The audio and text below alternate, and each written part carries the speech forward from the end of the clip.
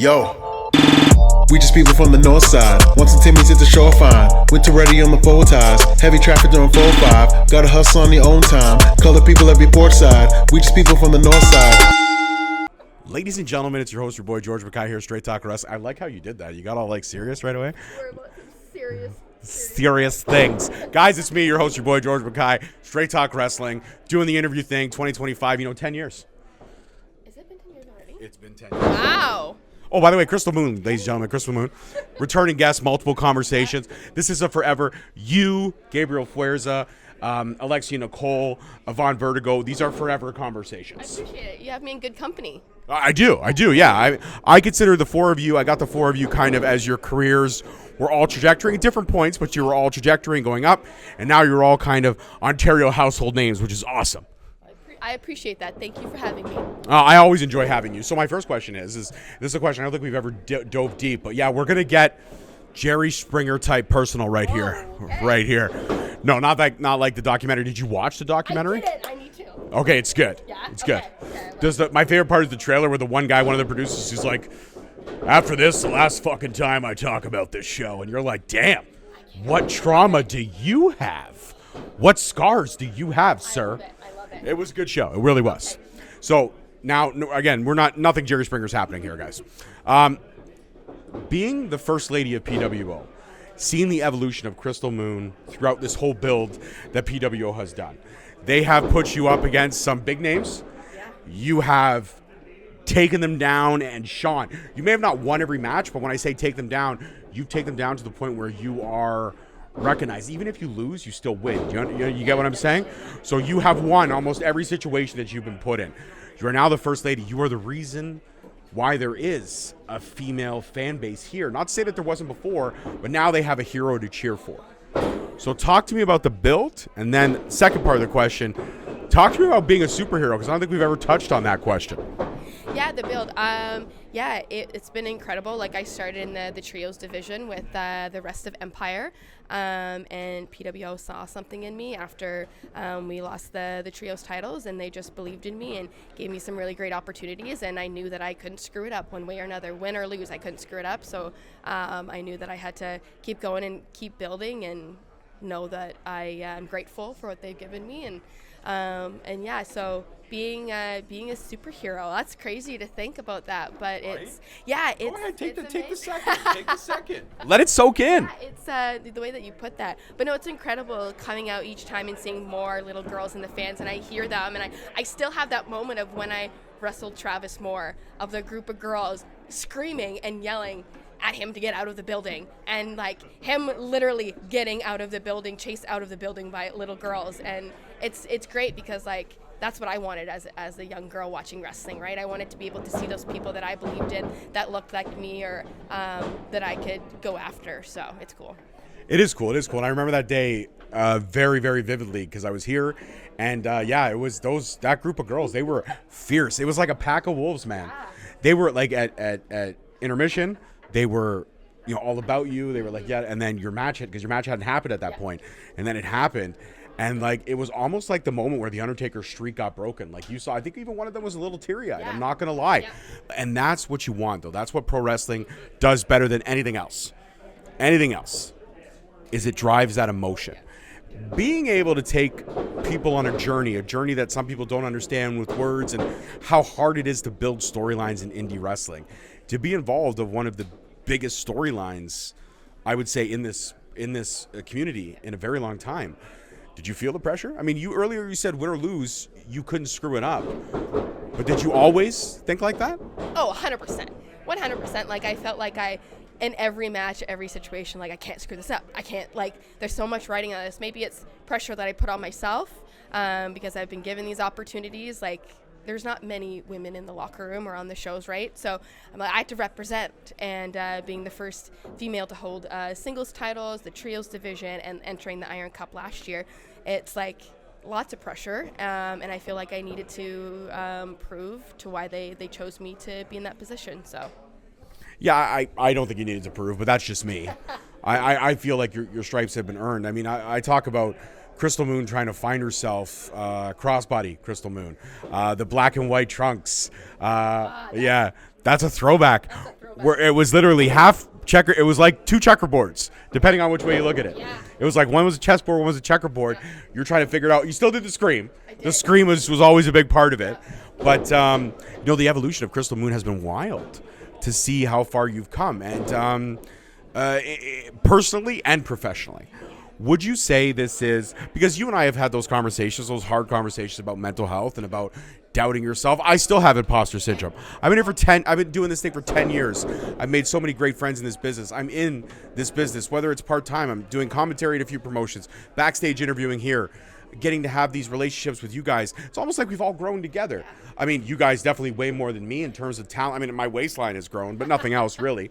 But I mean, it's wild to think about where we all started, kind of teenage dirtbaggish, and now we're adults. I mean, I was an adult going into more adulthood. I'm in my elder years. I'm over the hump, 40. We're going down now. But I mean, like, you still have so much time, so much energy, so much to prove, but you've excelled. And I want you to know that you've excelled from where we were, Krystal Moon Crossbody, 6-7 years ago.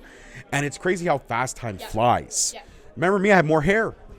You did. I did. See, she You knows did. it. It's okay. You to did. admit it. You did. It's okay, George though. had more. It was like here, I think. Yeah.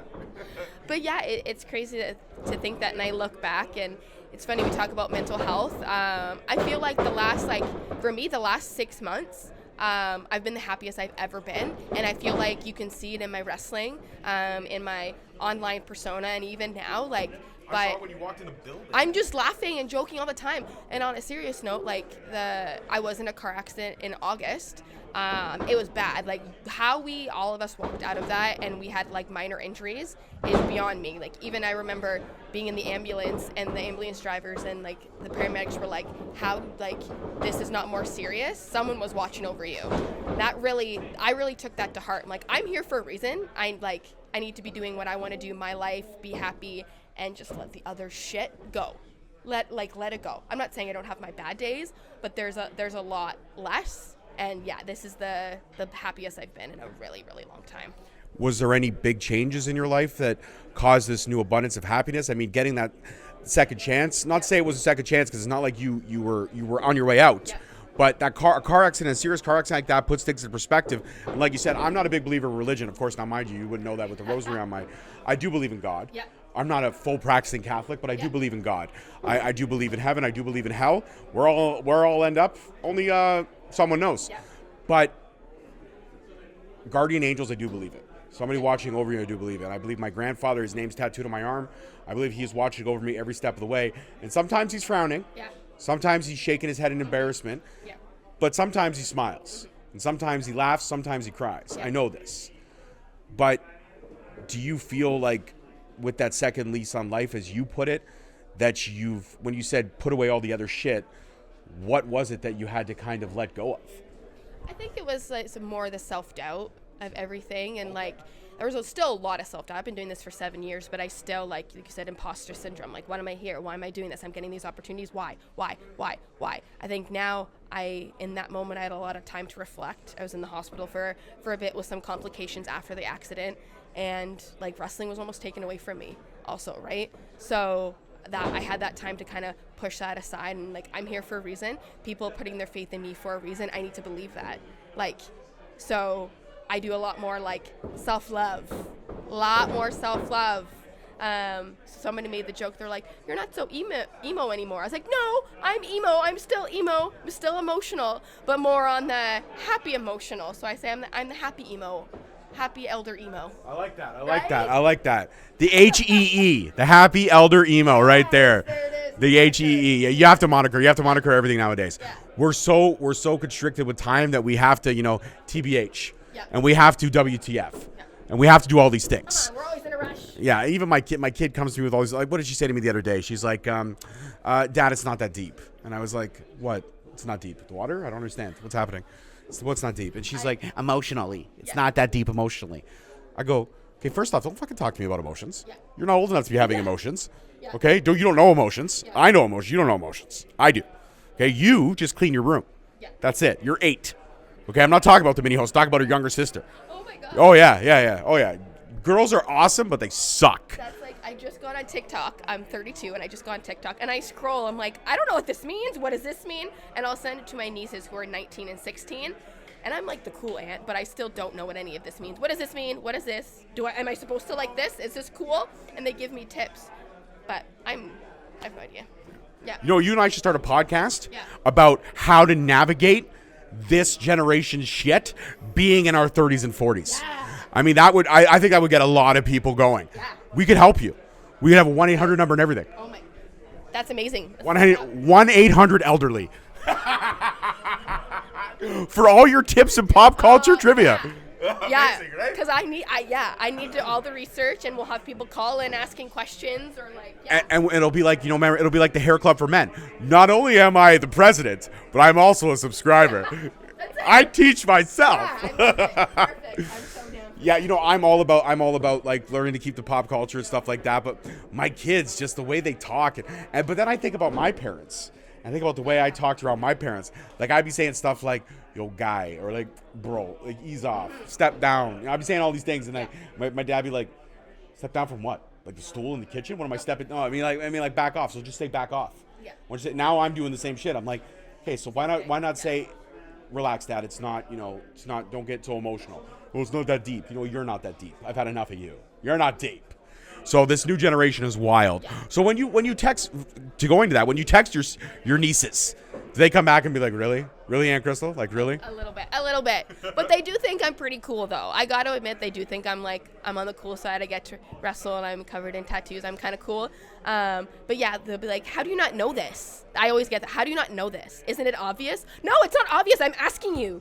I would be asking you if I thought it was obvious. If it was obvious, then I don't need you. Yeah, exactly. Like, come on. Like, that's usually what they send to me, and then they'll explain it to me, and they're like, oh, pretending like I get it. I don't really get it. I just let it go. For Krystal's nieces, this whole segment was for you. Yes. This is all for you guys. Emily Madison, this is for you. This is all for you. Me. And if you're watching this, please, ladies, subscribe. Yeah. I just, actually, milestone. I just hit over 1,500 subscribers on YouTube. So you know what? Straight Talk is getting out there. People are seeing what we're doing, and they're loving what we're doing because of guests like you that have always given us the time. Now, being the first lady of PWO, big responsibility like we talked about, but you're also kind of subsequently a locker room leader. Because you're involved in some storylines, and you're there as a representation of a company. You are the face of a company. Whether you hold a title or not, you are one of the fixtures. You're a pillar. So if any of the young talent has maybe approached you or come up to you and said, hey, you know what, I'm thinking about this or I'm working on that, and you may not be in a position where you feel like you should give advice, have you shied away from that, or have you given advice? I mean, I always, if they want my advice, I'll give it to them. But I always say, hey, I haven't been doing it that long. I appreciate you coming to me. This is my advice, but try going to this person like Tarek or Shaw or Parkside, whoever. Like, those are the real guys you want to go out to, or Fuerza or Alexia, right? Like, those people came before me, and I still go to them, or I still want their feedback, right? So I give a little bit of tidbit, but then I'm like, hey, you want some real good advice? Go to those people. So here's a box of Timbits, but you want the donuts. This is where you got to go. Go to them. They know what they're really talking about. Come on.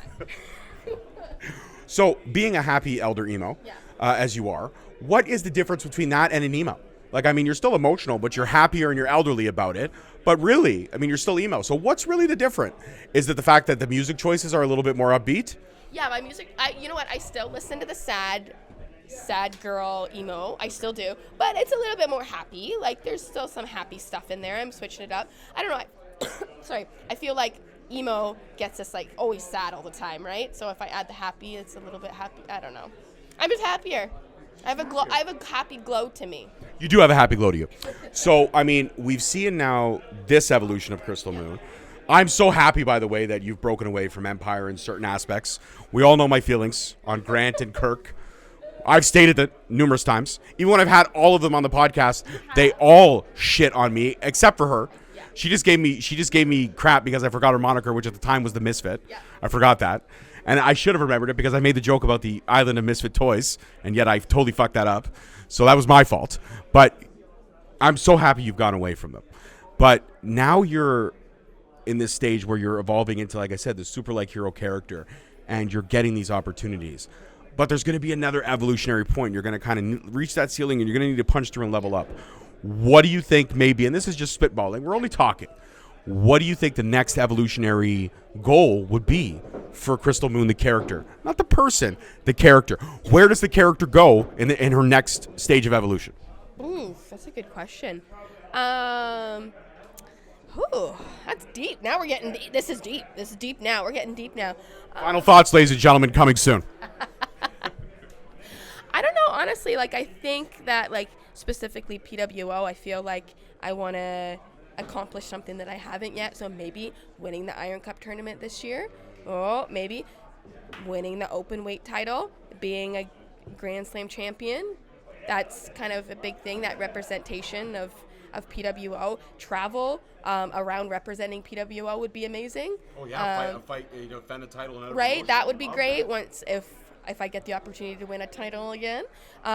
Doing that and just being, like you said, just being a representation and a pillar, I guess, of PWO, and really people seeing that, other people seeing that. Like, you believe that and you say that. I just would like other people, the locker room, the fans. I think that's kind of the next step, is just cementing my legacy here. I love that. And eventually one day we'll see your name from the rafters here, and it'll be like, there'll be the next crop of talent. We're talking 20 years from now when you've hung it up. There'll be the next crop of talent. Like, you know what? You know who laid the groundwork here? Krystal Moon did.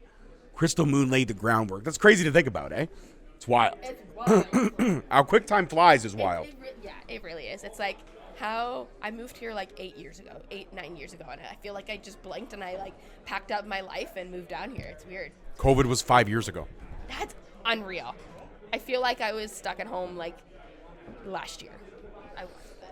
I was too for a few days. I literally got my butt kicked at the tail end of this year from Christmas Day to New Year's Eve. I was incapacitated. Oh, yeah? Sick as a dog. Like, it was the worst. It was brutal. But you know what? I had movies. I had my wife, my kids, my dog. What can you ask for, right? There's not much more you can ask for. And the fact that all my bills were paid and the fridge is stocked with food, that's really the necessities. That's what life's about nowadays, the small things. Final question before I let you go prepare for your match tonight. Do you feel like the moniker of intergender wrestling, because you have an intergender match tonight, you've had a few intergender matches, especially here at PWO, which have been bangers, by the way, except the one with Travis Moore, which there's nothing wrong with. The match was great, but Travis Moore's an ass. Yeah, he is. Sad Boys Violence Club. What a bunch of emo jerks. They're not cool emos. They're not cool emos. That's right. I'm the original emo. That's right. Remember that, Travis. Yeah. Sorry, just a little emotional there. It's real deep. So, do you feel like the stigma of intergender matches is kind of being wiped away now? Do you think it's more of a natural thing these days of promotions to have the intergender? In indies, it's been going on for a while, but do you think we might see a little bit of it more in the upper echelon again? I think so. I think, yeah, there's not that much of a stigma, and I feel a lot of people enjoy them and they get behind them maybe a little bit more, and adds drama and adds just a different flavor. So it's nice to have one or two on the show, and I think that we'll be able to see them in the next couple years, hopefully on the higher end of wrestling. I love it. Fingers crossed. I would love to see. I love intergender wrestling. I love any type of wrestling, but intergender wrestling is just it's just amazing. Oh, another quick milestone. Is there a match type that you haven't done yet that you might like to complete by the end of 2025? Like a ladder match, hardcore match? Like, is there anything that you haven't done yet that you might want to sink your teeth into, given the right storyline and opportunity? Given the right story. Like I've done like a TLC. I've already done that. I've been through table doors, all that stuff. I think I would like to do like a hardcore, depending on the person that like I trust and the storylines there. And cage. Okay. Cage match would be fun. Yeah. I could see Krystal Moon in a cage. Climb in it. Yeah. Climb in it. I'm dumb. Climb in it. Strap in the mouth. Getting ready to just knock some heads. I love it. I love it. I will be on the outside safely with my popcorn cheering. Hey, look at you. You're in a cage. Good for you. Do your thing. But yeah, no, you won't find me in a cage. Never. I mean, in a video game, maybe. Yeah, there you go. That's it. That's about as far as it goes. On that note, video games aside, ladies and gentlemen, Krystal Moon, the pillar here of Pro Wrestling Ontario, the first lady of Pro Wrestling Ontario. Thank you so much for the time. Peace, love, and wrestling, guys. We'll see you next week. Deuces. Yo. We just people from the north side. Once the Timmy's at the shorefine. Winter ready on the full ties. Heavy traffic during 4-5. Gotta hustle on your own time. Color people every port side. We just people from the north side.